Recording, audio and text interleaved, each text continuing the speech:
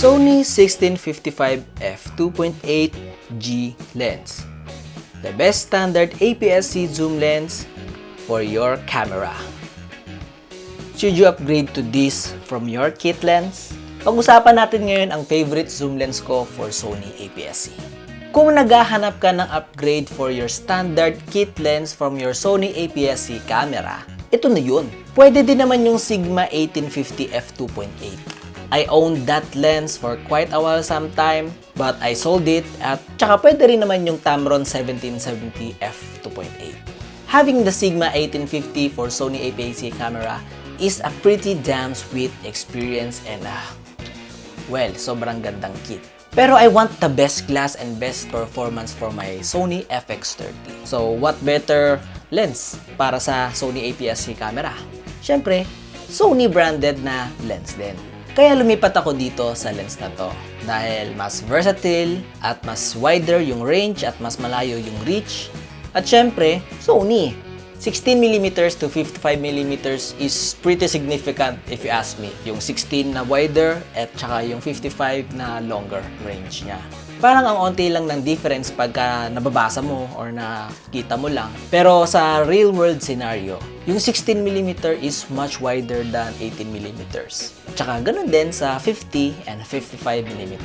Take note, may crop po ang ating Sony FX30. So you have to put 1.5 times crop sa inyong lens for full frame equivalent. This is not a comparison between the Sigma 1850 kasi magkaiba silang lens. The Sigma lens can do quite pretty respectable macro capabilities and ito, hindi niya kaya yon. But since meron pa akong spare na manual lens which is my Meiki 35 1.7, ay natouch ko na lang yung macro extension tube ko na nandyan lang. Since hindi ko na masyadong ginagamit yung lens na yon dahil meron akong Sony 35 1.8. Dedicated lens for dedicated kind of use.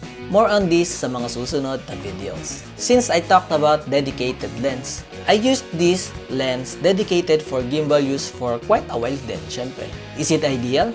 Probably not since isa siyang zoom lens. Meaning, nag-extend yung lens.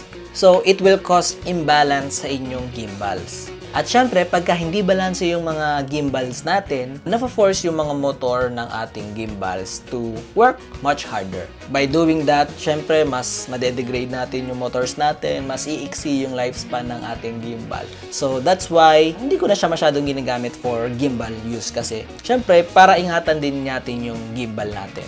Although kaya naman ng gimbal, mas maganda pa rin nga, kumbaga, meron tayong mga dedicated things para sa mga dedicated roles. I'm all about protecting my gears, but don't baby your gears too much kasi syempre, tools lang din naman sila para mas mapaganda yung ating mga works or yung ating mga ginagawa in shoots or in anything that we do. Iba pa din yung maingat. Lalo na kung ang mga gamit mo ay bread and butter mo sa work mo.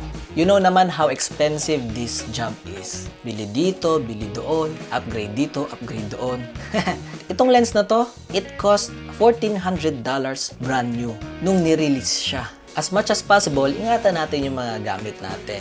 That's why hindi ko na masyado tong ginagamit. Lalo na for gimbal use. Pero kapag kailangan talaga, at saka gipit ako sa oras, and kailangan ko ng wide to zoom na lens sa gimbal use, ginagamit ko rin siya kasi capable naman. And capable din naman yung gimbal natin.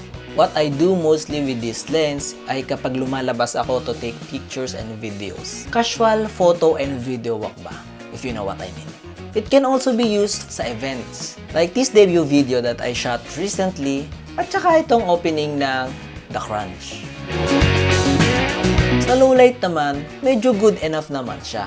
Syempre, you have to know your gear's limitations pa din. Even at its widest at f2.8 aperture, it's still sharp.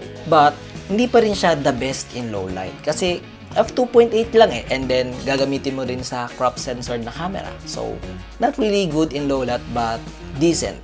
You can still achieve subject separation from this lens given its aperture at f2.8. Syempre, gumamit ka lang din ng principles of depth of field and open your aperture as much as possible. Since itong lens na to ay constant f2.8 aperture. Sobrang bilis at tahimik and syempre accurate ng autofocus ng lens na ito. Sony lens so expect mo na. Sa sobrang bilis nga niya, binabawasan ko yung speed ng autofocus settings ko in camera to mimic the more filmic and cinematic focus pulling ng autofocus. Syempre, sa price point ng lens na ito, expect a good build quality. Halos kapresyo na nga nito yung Sony a6600 ko eh. Super smooth ng turn, ng zoom ring, at saka ng focus ring. Meron ding autofocus and manual focus switch at customizable button. Weather sealed at dense din ang pagkaka-build sa lens na ito. May rubber gasket nga to sa ilalim eh. So hindi siya cheap. In my opinion, para siyang G-Master lens na pang Sony APS-C. Being a much bigger lens from my previous Sigma 1850, mas malaki at mas mabigat siya. Pero not by much if you're using a full frame lens. Mas malaking gun pa din ito kahit na medyo malaki yung kanyang front element glass at may filter size na 67mm in diameter. Na standard sa mga full frame glass. Well built, superb image quality, mabilis at tahimik na autofocus, constant f2.8 aperture, similar focal length from your kit lens, at syempre, Sony native lens. Medyo pricey lang kumpara sa kit lens mo, pero worth it naman. And these are the reasons why it's my favorite standard zoom lens and also the reason why I recommend this lens to be your next upgrade from your standard kit lens. Just remember, it's not always about the gears. It's about how you use them. And yun lang, see you on my next vlog.